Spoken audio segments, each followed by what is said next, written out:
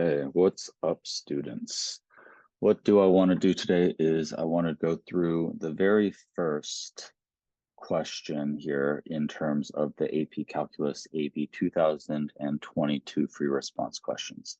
If you're not sure how to get to this, it is a link that we're going to provide in there for you. But keep in mind as well that the main page on here, you can actually access all the different previous questions all the way through 1998. Now, I don't think you necessarily need to go that far. Obviously, the more practice, the more you can recognize these problems, the better. But we're going to make sure we get through, at least the last 5 years of these questions with you guys, and get that so you're ready for this in the May test. Okay. So what we're doing here, we're just on the free response questions. You can also pull up your scoring guidelines and look through sample responses to see how it gets scored, but we're obviously going to make sure that, whatever we put down aligns with what they're looking for. Keep in mind, this is not a test that is focused on just getting the right answer, but showing your process and your knowledge and making sure your labels are correct. So if you get all those points, that's how you get the 5. But keep in mind, there's a lot of kids that forget about that, and getting the right answer is simply 1 point out of usually 2, 3, or 4, okay? Let's go into it. Question number 1, right? Free response, what you got to understand is that calculus AB is really split into 2 different things. A is your derivative, B is your integral. Now, obviously, you have to learn your derivative before you can do integrals. But in these situations, if you split them into the 2 separate segments, you can kind of think about what needs to be written down, okay? Number 1, from 5 a.m., let me do this, from 5 a.m. to 10 a.m., the rate at which vehicles arrive at a certain toll plaza is given by this function, okay? Where T is the number of hours after 5 a.m., and A of T is measured in vehicles per hour. Okay, so you already have a couple hints here. The rate that they arrive in vehicles per hour, okay? So those already give you hints that this is a first derivative function, right? So if we're thinking F prime, and F double prime, we're right in the middle. That's what we're given. Okay, doesn't matter it's an A, but that is, again, the arrivals. Traffic is flowing smoothly at 5 a.m. with no vehicles waiting in line. Okay. Right, but do not evaluate an integral expression that gives the total number of vehicles that arrive at the toll plaza from 6 a.m. to 10 a.m. So they even give this to you. T is equal to 1, T is equal to 5. Because when you think about this, this is T is equal to 0. This is T is equal to 5. So they're just starting you at 1, right? If the equation, what we're going to do is I'm just going to mark it here. This blue equation, my handwriting's not the best up here, so I'm just going to have that blue equation goes right here. And what we're going to do is we're going to integrate it, right, from 1 to 5. Leave that in there. Now, here's the thing. What does everybody forget? They forget the dt. We need to remember we're integrating with respect to time. I know I kind of covered it here. That t is what we got to integrate here, okay? Total number of vehicles that arrive between that 2 times. Now on the scoring guidelines, that's what they're going to show you here too. Total number of vehicles is given by this, right?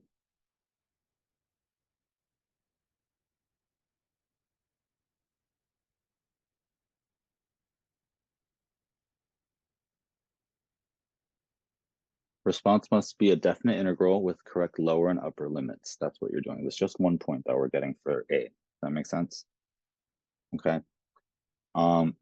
You could just leave the A of T here However, I think it's not bad to make sure you write that out so that it can be shown, right? Ooh, let's do this. I think that should line up. There we go. Okay. All right, let's continue. Second part of this, find the average value of the rate in vehicles per hour. All right, so we're going to take that same equation that we just wrote. Let me just do this. This 1 to 5, right? 1 to 5 dt. That is the total number of vehicles that are going to arrive at that toll plaza between that 6 a.m. to 10 a.m. That should be clear here, okay? Now, the rate at which they arrive at it, okay, average rate of it, vehicles per hour. Well, we've had what, 4 hours elapsed from here, from 6 to 10. So this entire value is going to get divided by 4 for B. Let's go ahead and show you guys that answer here. For B,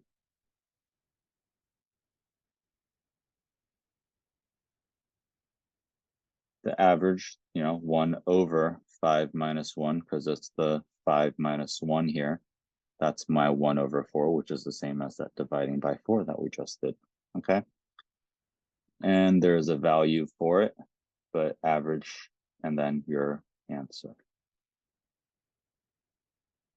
Real quick as well, you can use a graphing calculator. That's why you're able to find that value right away, right? You punch it right into your calculator. If you have not learned how to do that just yet, make sure you do have that ready, because without that graphing calculator and being able to find those values right away, that does make this much, much tougher. Make sure you have the ones that are able to solve your integrals. And in those situations, make sure you also realize little details such as your dt that needs to appear after your equation. Those become reminders of what you need to write down too.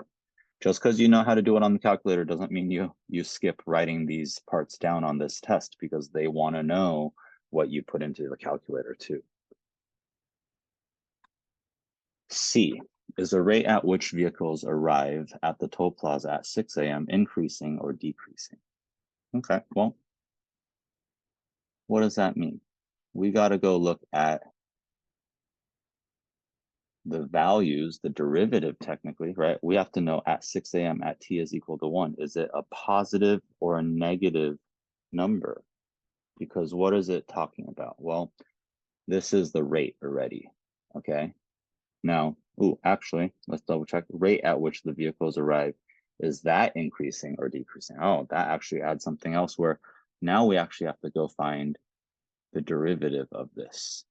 With the derivative, we're going to be looking to put a prime of 1 and determining, is that a positive or a negative value? Okay. And that, as a result, tells us whether or not we are increasing or decreasing. Oh, let's double check your point here. Oh yeah, your 2 points. I gave you that already. C, right? The derivative of it at 1. And because it's greater than 0, the rate at which the vehicles is increasing, right? Just like I said, right? A of 1 is increasing because it's positive. That doesn't make sense. Please let me know. That's important for us to understand the concept of that. The derivative here is showing that an increasing rate, right? Positive. Let's go back. D. A line forms whenever the number is greater than 400. The number of vehicles at line at time t for A is less than t, okay, than to 4 is given by this. Okay. This is the number of vehicles in line, where A is the time when a line first begins to form. To the nearest whole number, find the greatest number of vehicles in line at the toll plaza at the time interval. Okay. Here's the hints that they've given you. The greatest number of vehicles. What does that mean? Well, here they're really going to be testing you on whether you understand that concept of concavity. right? Greatest number of vehicles. Okay, well, maximum means my first derivative is equal to 0 because it's a critical point, right? Then my double derivative has to be what? Negative, because I like to teach it's a frowny face, okay? But it's concave down, which actually means it's a maximum. We have to make sure that that happens. If this is going to be the number of vehicles, this is the f, right? F is this equation. So we have to find the derivative, set it equal to 0. Then we have to make sure that we find that value, plug that value in, and see what that value is that is negative. So here's D, right? First I said find the derivative, set it equal to 0. Right, set it equal to 0. Find that value T. That value T now needs to go, it needs to be plugged back in, right? Plugs back in into your original equation. With your original equation and that T, now you have, technically in this case, you find your A and B for those actual bounds. And that's going to give you the greatest number of vehicles at that time. And they find, you find that answer by plugging these values in, and the greatest number of vehicles in line is 71. Now, I know I went through that fairly quickly. I'm not trying to spend too much time on just the calculations. For these ones in particular, keep in mind, you do get your calculator to plug into. The goal here, especially, you got to keep in mind, is to recognize what the equation is and what type of function you're dealing with, and whether you need to find that derivative, find that integral, or ultimately, actually calculate something different than what is actually shown, okay? But for the ones that allow the calculator, get through them quickly, get your notation down. And actually, one mistake I think people do is they do this, but they don't necessarily double check if they would give themselves that whole point. Once you recognize how they actually do this test and how they actually put together these questions, what they're actually asking from you, it's a lot easier to get the full points. But I know for a lot of students, if you treat it just like a regular test at school and your school doesn't, or your teacher isn't always looking for your work, you're going to miss out on points here. Because if you notice, yes, some questions, it's just the answer, but more often than not, you have to show the formula and then you have to have that answer. You have to show the formula and then you have to have that answer, okay? That makes sense? And for example, I think on this one, I might have actually shown, I didn't actually do over, I just divided by 4, right? But it's important to show actually this, that you show your average formula. I might not have even gotten that extra point for mine. I just went and showed you how to find that answer, obviously. But yes, again, show as much that you can to recognize that you understand how these answers come to be. And obviously, if there are any formulas to use, drop them in there. All right. Again, I said I'm going to try to go through these throughout the weeks, throughout this time before 2023 and the upcoming test.